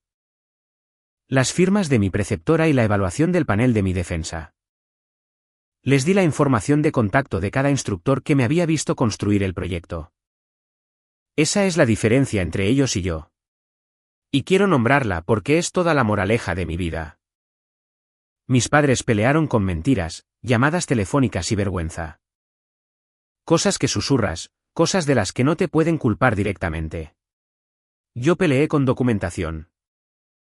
Testigos y la simple verdad expuesta a la luz del día ante las personas adecuadas. Ellos trabajaron en la oscuridad. Yo trabajé en la luz. Y al final, la luz no solo gana. Expone quien necesitaba la oscuridad. La mujer en la oficina leyó mis materiales y su rostro cambió a medida que avanzaba. Cuando terminó, dijo en voz baja, señorita Owens, entre nosotros, esta queja no tiene sustancia. Y alguien la ha programado para lastimarla. La estoy marcando para la revisión más rápida que podamos hacer. Parecía casi enojada en mi nombre. No se debería permitir a la gente usar esta oficina como un arma. Me aferré a eso. Lo iba a necesitar más pronto de lo que sabía. Algo sucedió 2 noches antes de la graduación que todavía no puedo contar sin que se me haga un nudo en la garganta. Vivien apareció en mi puerta, sin avisar, fuera de su turno, todavía con su uniforme médico. Detrás de ella en el rellano estaban Nora y Deb y otros 2 compañeros del grupo de estudio de las 5:30. Vivien levantó un paquete de 6 cervezas como si fuera una citación judicial y dijo: «Vamos a entrar». Se sentaron en mi pequeña sala de estar, en el suelo, en el brazo del sofá. Y Vivien lo dirigió como una reunión de inicio de turno. «Esto es lo que sabemos», dijo. «Alguien está intentando envenenar tu graduación. No vamos a permitir que eso suceda». Así que los señaló a cada uno por turno. «Deb, tú y los demás se sientan en la sección de graduados al frente, donde ella pueda verlos. Nora. Tú estás con las familias. Yo estaré en los asientos de la facultad. Si pasa algo allá arriba. ¿Mañana? Cualquier cosa. No se quedan sentados en su silla esperando que alguien lo arregle. Se levantan. ¿Me entienden? Se levantan y dicen la verdad sobre lo que vieron con sus propios ojos. Deb dijo: «¿Qué pasa si nos detienen?» Vivien lo miró. 2000 personas no pueden estar todas equivocadas en voz alta al mismo tiempo. Esa es la única cosa a la que los acosadores no pueden sobrevivir. Testigos que no se sientan. Me senté en mi propia sala de estar y observé a personas que no me debían nada planear mi defensa. Y hice lo que nunca hago. Lloré. No mucho, pero frente a ellos. Y nadie me dio esa mirada. Esa mirada avergonzada y de rechazo que me daba mi familia. Como si fuera un desastre que había que limpiar. Simplemente me dejaron hacerlo. Nora se acercó y me sostuvo la mano, y papi, que se había quedado dormida en el sofá. Se movió y me palmeó la rodilla sin despertarse. Y entendí 11 años tarde cómo se supone que debe sentirse realmente una familia. Pasaste 3 años pensando que estabas sola, dijo Vivien más bajo. Nunca estuviste sola. Solo mantuviste la cabeza gacha durante tanto tiempo que nunca miraste hacia arriba para comprobarlo. He pensado en esa frase 1000 veces desde entonces. Ahora mantengo la cabeza alta. Incluso con todo eso, decidí marchar y hablar. Nora discutió conmigo. Vivien discutió conmigo. Incluso Harley me preguntó cuidadosamente si quería retirarme del discurso dadas las circunstancias. Solo para protegerme. No, dije. Ese es todo el juego. Quieren que me haga pequeña para poder señalar y decir: ¿ven? Ella realmente no pertenecía allá arriba. Si me retiro, ganan haciéndome tener miedo. He terminado de tenerles miedo. Escribí mi discurso esa semana en la mesa de la cocina a las 2 y las 3 de la mañana después de mis turnos. No escribí sobre mis padres, ni una sola palabra. El discurso fue sobre los pacientes, sobre las enfermeras que me enseñaron. Sobre los viajes de 90 minutos en autobús y la maestra de escuela cuya hemorragia el monitor no detectó, sobre ganarse algo de la manera lenta, nada glamurosa y verdadera. Lo leí en voz alta para el apartamento vacío. Y cuando llegué a la última línea, tuve que detenerme porque se me quebró la voz. Y decidí dejar eso así. La noche antes de la ceremonia de graduación, hubo una ceremonia de entrega de pines. Si no conocen de enfermería, la entrega de pines es la más tranquila, la sagrada. Más pequeña que la graduación. Una tradición más antigua. Llaman a cada graduado al frente y alguien a quien ellos eligen les coloca el pin de enfermería. Ese pequeño símbolo blanco, en el pecho. Tradicionalmente, es un padre, una madre, generalmente alguien que te vio convertirte en esto. También había guardado 2 asientos en la entrega de pines. Me había dicho a mí misma que no lo haría. Los guardé de todos modos. No vinieron. Por supuesto que no. No había una audiencia allí para que mi padre actuara. Solo 100 familias en sillas plegables, así que no había nada en eso para él. Mi madre me envió un mensaje de texto 1 hora antes diciendo que me verían en el evento real. Mañana. El evento real. Como si la entrega de pines, la parte que en realidad se trataba de convertirse en enfermera, no fuera real porque no era lo suficientemente pública como para importarles. Cuando llamaron mi nombre, me levanté y no tenía a nadie para ponerme el pin. Y entonces la doctora Eleanor Harley se levantó de la fila de la facultad frente a todos y caminó hacia mí y me tendió la mano para pedirme el pin. No preguntó. Simplemente me miró, con sus 65 años, 41 años como enfermera, y dijo en voz baja, ¿me permites? No pude hablar. Asentí. Ella me lo prendió. Sus manos tampoco estaban del todo firmes. Y se inclinó cerca para que solo yo pudiera escuchar, y dijo. He esperado 11 años para hacer esto. Alguien debería haberlo hecho hace mucho tiempo. Luego dio un paso atrás y frente a la sala dijo en voz alta. Esta es la mejor enfermera que he graduado en una década. Recuerden su nombre. Usé ese pin a la mañana siguiente. Lo tengo puesto ahora mismo mientras les cuento esto. Es la única cosa que alguien me ha aprendido que realmente haya sido en serio. Me fui a casa esa noche pensando que lo peor había quedado atrás. La queja se resolvería. Tenía el pin puesto. Mañana caminaría y hablaría y todo habría terminado. Me permití creer por una noche que había logrado salir.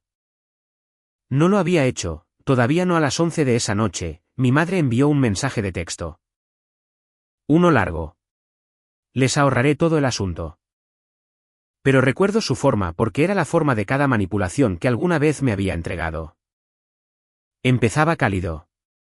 Solo queremos lo mejor para ti. Pasaba al daño.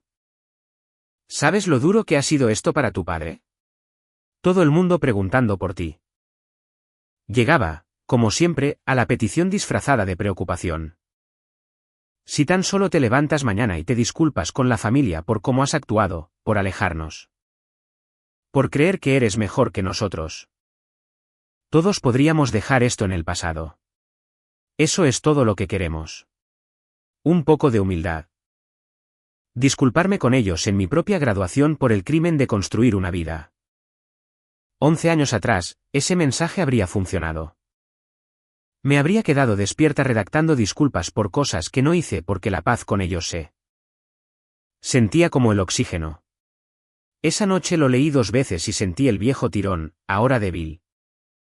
Como una cicatriz doliendo antes de la lluvia. Luego hice la pregunta de Harley. ¿De quién es esta voz? No era la mía. Nunca lo fue. Escribí 2 palabras de respuesta. Buenas noches, mamá. Y apagué mi teléfono y dormí mejor que en semanas. Luego llegó la mañana de la graduación. La toga planchada, el pin blanco, los 2 boletos reservados que puse en mi bolso de todos modos. Y una llamada telefónica a las 8 de la mañana que casi lo termina todo antes de comenzar. Era de la oficina del decano de estudiantes, una mujer con una voz administrativa y cuidadosa. Señorita Owens. Quería contactarla antes de la ceremonia. La revisión de integridad de su proyecto final. Técnicamente sigue abierta. Casi con toda certeza se resolverá a su favor. Pero hasta que no se cierre formalmente. Le pedimos que mantenga un perfil bajo hoy. Hemos pausado el anuncio del premio Dinger a la excelencia clínica, que estaba programada para recibir. Solo como precaución, estoy segura de que lo entiende.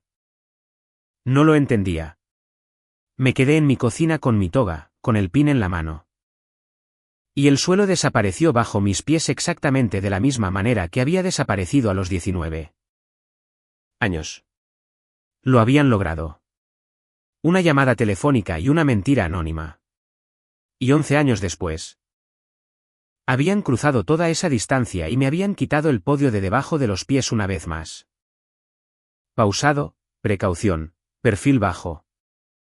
Todas las palabras educadas que usa el mundo cuando ha decidido, en silencio, creer a las personas ruidosas por encima de las silenciosas. Me senté en el suelo de mi cocina con mi toga de graduación. No lloré. Quiero decirles que lo hice porque sería una historia más limpia.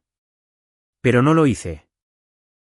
Simplemente me senté allí en el linóleo con el pin presionando mi palma y pensé con una voz pequeña y plana, tenían razón. Nunca iba a poder terminar nada. Ese fue el punto más bajo en el que he estado. Más bajo que el estacionamiento a los 19. Porque a los 19, todavía pensaba que tendría una segunda oportunidad. Luego mi teléfono vibró. Un mensaje de texto de Nora. 3 palabras. Levántate ahora. No sé por qué funcionó. Pero me levanté del suelo. Prendí el pin blanco a mi toga con manos que no querían cooperar del todo. Y conduje hasta la arena, creyendo que ya había perdido, pero yendo de todos modos. Porque lo único que nunca me habían quitado era que yo me presentaba, incluso a mi propia derrota. En el área de preparación donde los graduados se alineaban. Bajo el zumbido fluorescente de un pasillo. Un administrador con un portapapeles y un cordón al cuello me encontró. Joven, apenado, solo era el mensajero. Señorita Owens. Solo para confirmar. Hemos retirado el anuncio del premio Dinger por hoy. Y el decano Foster no la presentará como oradora estudiantil hasta que se cierre la revisión. Aún caminará por el escenario. Solo queremos evitar complicaciones. ¿Entiende? Complicaciones. Yo era una complicación ahora. Claro, dije. ¿Por qué? ¿Qué más dices? Me quedé en esa fila con mi toga y mi pin, rodeada de jóvenes de 22 años que se tomaban selfies. Y calculé lo que realmente me iba a costar la llamada telefónica de mi padre. No solo el discurso, no solo el premio. Buen nivel académico sujeto a. Si esta revisión quedaba abierta pasada la graduación. La residencia podría evaporarse. 3 años, los viajes en autobús, el código a las 4 de la mañana. El hombre que dijo que nadie lo trataba como a una persona. Todo eso podría desmoronarse porque un hombre con un traje feo hizo una llamada telefónica. Exactamente igual a la llamada telefónica de hace 11 años. Encontré a Deb en la fila. Vio mi rostro y dejó de sonreír. ¿Qué pasó? Nada, dije. Ve a tu lugar. No le dije. No le dije a ninguno de ellos lo que el administrador había dicho porque había dejado de creer que alguien pudiera arreglarlo. Y no quería ver que sus caras hicieran lo que hacen las caras cuando se dan cuenta de que no pueden ayudarte. Solo quería caminar por el escenario, obtener mi papel e irme a casa a mi triste cena y al silencio. Y empezar a averiguar cómo salvar una residencia el día después de que mi propia familia la torpedeara. Ese era el plan. Cabeza gacha, sobrevivir, como siempre. No tenía idea de que toda la sala estaba a punto de mirar hacia arriba en mi nombre. La arena albergaba a 2000 personas. Me senté en un mar de togas negras, en la cancha de la arena de baloncesto de la universidad. Con las familias apiladas hasta las vigas. Encontré a mis padres casi de inmediato porque he estado encontrándolos en habitaciones toda mi vida. Sección C, pero no la fila 3. Mi padre se había plantado en el pasillo cerca del frente, por donde los graduados desfilarían para pasar al escenario. Mi madre estaba a su lado, con el teléfono ya en la mano. Travis no estaba allí. Por supuesto que no. Tenía trabajo. Nora estaba arriba en la sección de familias y cuando encontré su rostro, se presionó la mano contra el pecho. Estoy aquí. Y casi pierdo la compostura ahí mismo. Comenzó la ceremonia. Los discursos, el rector, y luego los nombres, alfabéticamente, el largo y lento río de nombres. Owens llega temprano. Quiero reducir la velocidad aquí, porque por el resto de mi vida. Estos son los 90 segundos que recordaré por completo. Llamaron mi nombre. Anwin Owens. Ninguna mención al premio Dinger, solo mi nombre al descubierto, limpio por precaución. Me levanté. Caminé hacia las escaleras. Subí al escenario donde el decano Harrison Foster esperaba con mi diploma y su mano ya extendida. Caminé hacia él. 2000 personas, y yo solo pensaba. Mantén la barbilla nivelada. Toma el papel. Sal del escenario. Sobrevive a esto. Tomé el diploma. El decano Foster extendió la mano hacia la mía, y mi padre se puso de pie en la primera fila. Se movía rápido para un hombre de 63 años. Subió por las escaleras laterales antes de que seguridad entendiera lo que estaba viendo. Cruzó el escenario y se interpuso entre el decano y yo. Se estiró frente a mí y le bajó el brazo al decano para evitar el apretón de manos y se inclinó hacia el micrófono abierto en el podio a 2 pies de distancia. Ella no se ganó esto, dijo. Al micrófono, a toda la arena. Esta chica que ven aquí, ya reprobó una vez, y ahora le están entregando un título elegante. Y hay una investigación abierta por trampa sobre ella en este mismo minuto. Pregúntenle a la escuela. Ella hizo trampa. Es una tramposa y alguien que renuncia. Y yo soy su padre, y les estoy diciendo la verdad. Esta escuela no lo hará. La arena se quedó en un silencio sepulcral. 2000 personas. Se podían escuchar los ventiladores del aire. Mi madre estaba de pie en el pasillo de la tercera fila, con el teléfono en alto, grabando. Y este es el detalle que nunca podré borrar de mi mente, estaba sonriendo, no nerviosa. No avergonzada, orgullosa, como si estuviera grabando la anotación de un gol. Y esto es lo que mi padre no sabía, porque se había pasado toda mi vida sin conocerme. Acababa de decir la única cosa que lo acabaría. Lo había dicho por un micrófono a los testigos en público. Él peleaba con mentiras y vergüenza. Esas eran sus armas. Acababa de desplegarlas en el único escenario donde no funcionan. Una sala llena de personas que sabían la verdad y que ahora tenían permiso para decirla. Tampoco había terminado. Eso es lo que pasa con un hombre que ha ensayado el fracaso de su hija durante 30 años. No puede parar una vez que empieza. Se volvió hacia mí, señaló el diploma en mis manos y dijo por el micrófono. Dame eso. No tienes derecho a andar presumiendo con algo por lo que mentiste. De hecho, intentó arrebatármelo. Di un paso atrás. Lo sostuve contra mi pecho sobre el pin blanco. Y no lo solté. ¿Y eso? Ver a un hombre grande con un traje feo abalanzarse sobre una mujer con toga de graduación para arrancarle un diploma de las manos. Ese fue el momento en que el silencio de la arena cambió de temperatura. Lo escuché. Un sonido grave moviéndose a través de 2000 personas. Ya no era sorpresa. Era algo más duro. El sonido que hace una multitud justo antes de decidir. Una mujer en algún lugar de las gradas gritó, «Déjela en paz». Un hombre cerca del frente se puso a medio levantar. Los oficiales de seguridad finalmente llegaron a las escaleras. Pero antes de que ninguno de ellos llegara a él, mi padre se inclinó hacia el micrófono y jugó su última carta, la que pensó que me acabaría. Hay una investigación abierta en este momento. Pregúntenles. Trampa. Mi propia hija es una tramposa. Lo dijo como un hombre que pone sobre la mesa una mano ganadora. Acababa de anunciar a 2000 testigos el crimen exacto que él había fabricado. Lo había nombrado en voz alta. Y al hacerlo, le entregó a la única persona en esa sala que podía destruir la mentira la señal perfecta para ponerse de pie. Yo no me defendí. Mis uñas se clavaron en mi palma. Miré a 2000 desconocidos y a mi decano a mi lado con la boca ligeramente abierta y, por fin, hice la única cosa para la que 11 años me habían entrenado realmente.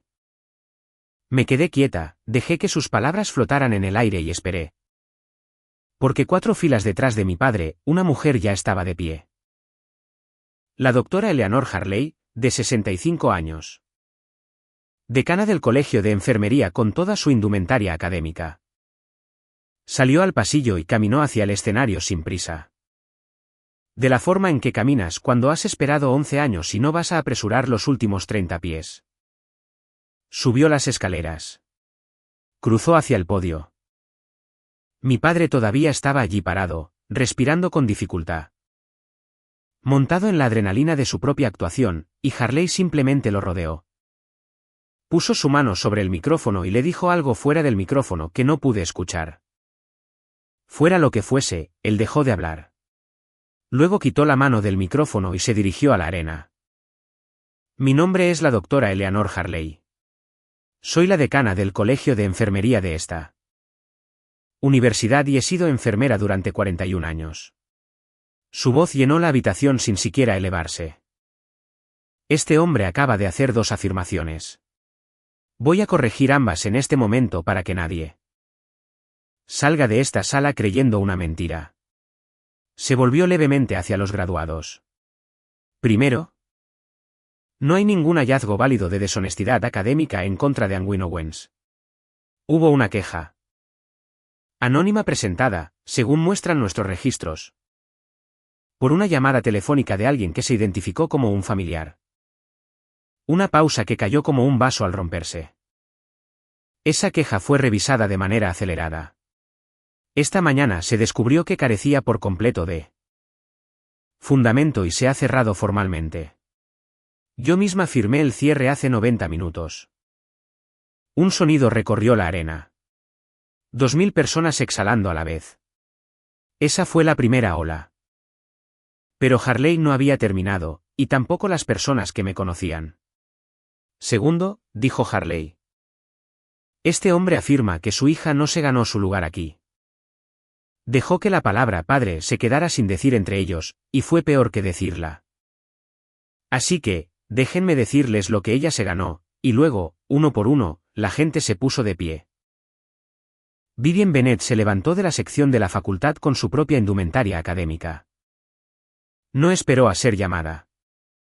Caminó hasta la base del escenario y Harley inclinó el micrófono hacia ella, y la voz de Vivian, plana y segura, con 20 años de turno nocturno en ella, resonó por toda la sala. Soy Vivian Bennett. Soy enfermera a cargo en el Eistead Memorial. Fui preceptora de esta estudiante durante 400 horas clínicas. En mi segunda semana con ella, detectó una hemorragia interna que 3 monitores pasaron por alto. Le salvó la vida a una mujer. Leyendo una habitación. No una pantalla. He capacitado a muchas enfermeras. La pondría a ella contra cualquiera de ellas. Nadie le regaló nada a esa chica. La vi sangrar por cada hora de ello. Miró directamente a mi padre cuando dijo sangrar, su propia palabra, toda su religión. De vuelta a él. Luego, un hombre se levantó en la sección de familias. Un hombre mayor al que no reconocí al principio hasta que lo hice. El esposo de la maestra jubilada, la de la hemorragia que detecté. No sabía que él estaba allí. No sabía que alguien lo había invitado. Harley lo había hecho. Mi esposa está viva gracias a esa joven, dijo, y su voz se quebró al decir esposa. Eso es todo. Eso es todo lo que vine a decir. La segunda ola, rompiendo más fuerte que la primera, y aún así siguieron levantándose. Nora se puso de pie. Dos de mis instructores se pusieron de pie. Un grupo de mis propios compañeros de clase con sus togas negras se levantó en bloque cerca del frente. Y uno de ellos, me enteré más tarde que fue un chico llamado Deva al que yo le había dado tutorías. Gritó, no fue elocuente, pero fue cierto. Ella nos dio tutorías gratis a la mitad de nosotros. Ella es la razón por la que me estoy graduando. 20 personas estaban de pie ahora, luego 40. De pie, no exactamente en contra de mi padre, sino por mí. Una sala decidiendo en voz alta a quién le creían. Y mi madre siguió grabando. Esa es la cosa. Incluso cuando la marea cambió, mantuvo su teléfono en alto, todavía grabando. Y observé el momento exacto en que se dio cuenta de lo que su cámara estaba capturando realmente. No mi humillación, sino mi vindicación. Y a su esposo, con la cara roja y encogiéndose, en el centro de todo. Harley volvió al micrófono y lanzó la última ola. Y su voz por primera vez tenía un filo como una espada desenvainada lentamente. Le enseñé a esta mujer hace 11 años cuando tenía 19 años en su primer semestre en la escuela de enfermería. Fue una de las mejores estudiantes que he tenido y luego. Un invierno, desapareció, se retiró.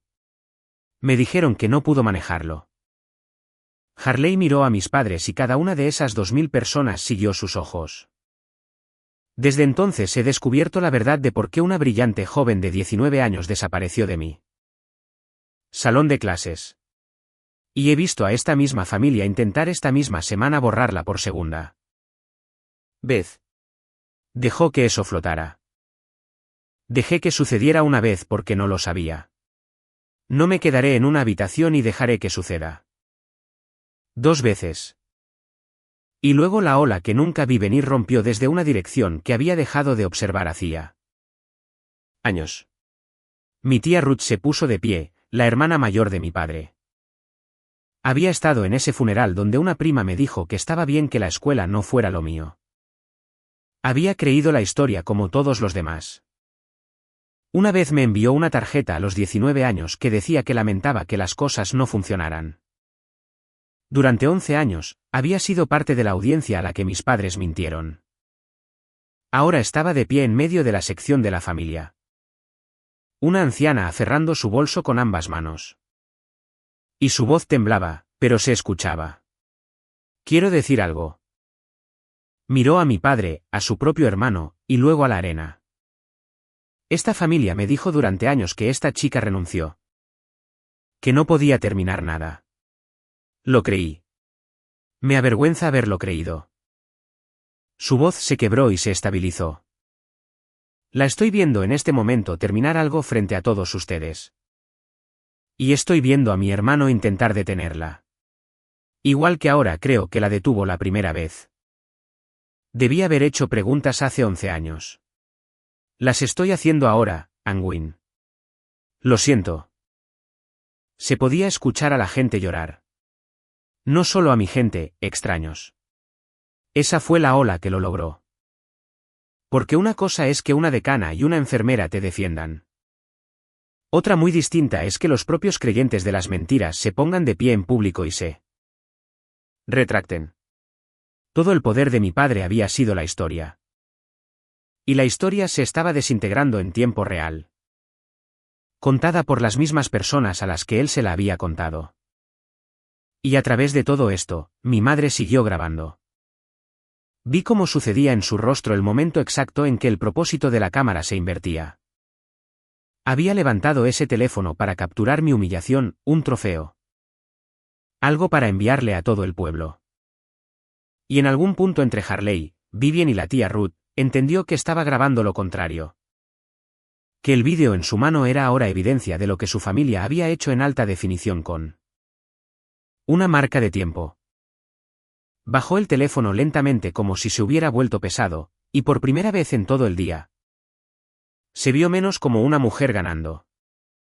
Y más como una mujer que había dejado la estufa encendida en una casa que ya se estaba quemando. Mi padre se había quedado callado. A la actuación no le quedaba a dónde ir. Seguridad lo sostenía de los brazos ahora, suavemente, y él no se resistía. Y miró alrededor de la arena a 2000 personas de pie en su contra. Y vi que algo en él entendió finalmente la magnitud de lo que había hecho. Entonces el decano Foster, el hombre al que mi padre había empujado a un lado, que no había dicho nada hasta ahora, dio un paso adelante. Sacó algo del interior de su toga y habló. Antes de que su padre interrumpiera, me dijo, pero por el micrófono. No se me permitía anunciar esto. Esa restricción se levantó a las 9:04 de esta mañana. Así que se volvió hacia la arena. Es un privilegio para mí anunciar que el premio Dinger a la excelencia clínica, otorgado al graduado con la calificación más alta del Colegio de Enfermería, se otorga este año a Ann Owens, quien además resulta ser su oradora estudiantil de la ceremonia. La arena se puso de pie. Toda entera. 2000 personas. No fue un aplauso educado, fue un rugido. Y luego el decano Foster hizo la pequeña cosa que mi padre había cruzado un escenario para evitar. Se volvió hacia mí y me tendió la mano. La miré. Un apretón de manos. La cosa más común del mundo. Lo que cada graduado antes que yo había recibido sin pensarlo 2 veces. La cosa que mi padre se había abalanzado por un escenario para negarme. Cambié mi diploma a mi brazo izquierdo. Sobre el pin blanco que Harley había puesto allí la noche anterior. Y puse mi mano en la del decano. Me la estrechó con firmeza. En el micrófono abierto, dijo lo suficientemente fuerte, «Felicidades. Enfermera Owens. ¿Usted se ganó cada pedacito de esto?» Inclinó la palabra ganó hacia la sala a propósito. Y 2000 personas la escucharon aterrizar en el punto exacto que mi padre había intentado herir. Ese apretón de manos tomó quizás 3 segundos. Había esperado 11 años por él. Sentía toda la arena observar como una cosa que no debería haber significado nada lo significaba. Todo, y mantuve la compostura, a duras penas. Porque la chica en el estacionamiento estaba en algún lugar de ese ruido. Y no quería que se perdiera ni un segundo. Seguridad había llegado al escenario para entonces. Tomaron a mi padre suavemente por los brazos. No peleó. La actuación se había drenado de él y había dejado algo pequeño y aturdido en su lugar. Mientras lo giraban hacia las escaleras, me miró, realmente me miró. Tal vez por primera vez en mi vida. Y vi que entendió que había subido a un escenario para destruirme. Y en su lugar había reunido a cada testigo que yo necesitaría en una sola sala y los había hecho levantarse a todos. Si alguna vez han tenido que sentarse en una habitación y dejar que su propia verdad los defienda. Porque las personas que debían protegerlos eran los que atacaban, quiero saber de ustedes. Cuéntenme una vez en la que se mantuvieron firmes. Los estaré leyendo. Escoltaron a mi padre hacia la salida. Mi madre lo siguió, con el teléfono finalmente bajado, aunque el vídeo, como me enteraría al cabo de un día, ya estaba fuera de sus manos y en el mundo. Haciéndole a su familia lo que ella había pretendido que me hiciera a mí. Me quedé en el podio. El decano Foster me devolvió mi momento. Literalmente señaló el micrófono y el discurso en mi mano. La arena se acomodó en el silencio particular de 2000 personas que acaban de ver cómo algo cambia. De rumbo. Miré hacia abajo a mi discurso, 3 páginas sobre pacientes y preceptores y viajes en autobús. Sentía cada palabra, pero estando ahí, con el pin en mi pecho, un premio en mi mano. Y el eco de mi padre aún colgando de las vigas, dejé las páginas a un lado. Tenía todo un discurso, dije. Es sobre las personas que me enseñaron. Todavía lo es. Pero primero necesito decirle una cosa. ¿Esto? Busqué a Harley en la primera fila, donde había regresado a sentarse. Encontré a Vivien. Encontré a Nora arriba en las gradas, todavía con las manos en el pecho. Cuando tenía 19 años, dije. Alguien me dijo que nunca terminaría nada. Y lo creí durante mucho tiempo. Construí toda mi vida en torno a la necesidad de demostrar que estaba equivocado. Mi voz hizo lo mismo que en mi apartamento vacío. Lo permití. Pero lo tenía al revés. No tengo que ganarme el derecho a existir. Nadie tiene que hacerlo. Ningún hijo debería tener que graduarse para ser digno de ser amado. 2000 personas y se podría haber escuchado caer un alfiler. Mi pin blanco, específicamente. Captó la luz cuando lo toqué. Para las personas en esta sala a las que las mismas personas que debían hacerles sentir que lo eran. Todo les dijeron que no eran suficientes. Los veo. No tuvieron que ganarse su salida de eso. Solo tuvieron que sobrevivirlo. Y miren. Aquí estamos. Di el resto del discurso. Hablé sobre los pacientes. La maestra de escuela cuyo esposo estaba en la tercera fila. El hombre enojado sin seguro que dijo que nadie lo trataba como a una persona. La mujer a la que volteaba cada 2 horas a las 3 de la mañana cuando yo solo era una asistente. Hablé sobre Vivien, que me enseñó a leer una habitación en lugar de una pantalla. Hablé sobre los viajes de 90 minutos en autobús con un libro de texto abierto en mis rodillas. Le dije a 2000 personas que la enfermería no es algo que te regalan. Es algo en lo que te conviertes. Un turno imposible a la vez, generalmente estando agotado, generalmente sin que nadie aplauda. Y luego la última línea, la que me quebró la voz en el apartamento vacío. Mi primera instructora me dijo hace 11 años que yo veía a los pacientes como personas. Que eso no se podía enseñar y que no debía desperdiciarlo. Me tomó 11 años dejar de desperdiciarlo. A los que están allá afuera, a los que alguien les dijo que son demasiado o que no son suficientes. No esperen tanto como yo. Las personas que no pudieron verlos nunca fueron la medida de su valor. Mi voz se quebró en medida. Lo permití. Algunas cosas son verdaderas aunque se quiebren. Cuando terminé, se habían puesto de pie nuevamente. Pero para entonces ya no estaba contando quién se ponía de pie.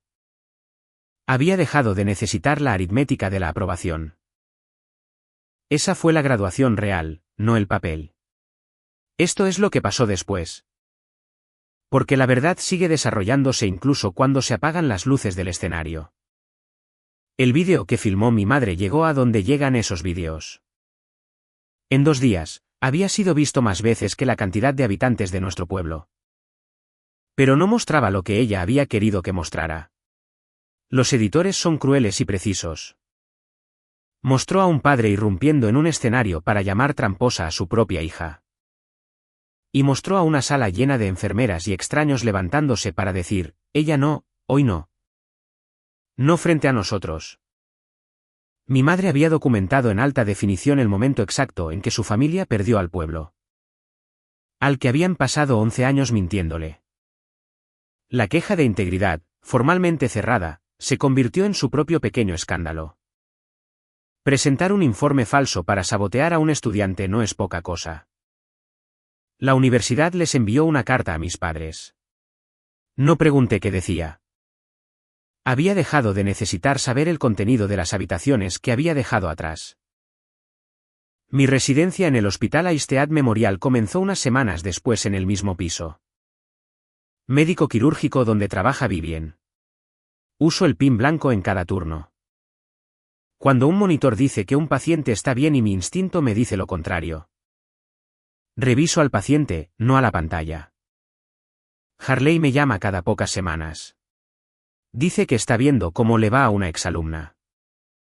Creo que ambas sabemos que es más como una madre viendo cómo le va a una hija. El tipo de relación que ninguna de las dos pudo tener por la vía fácil.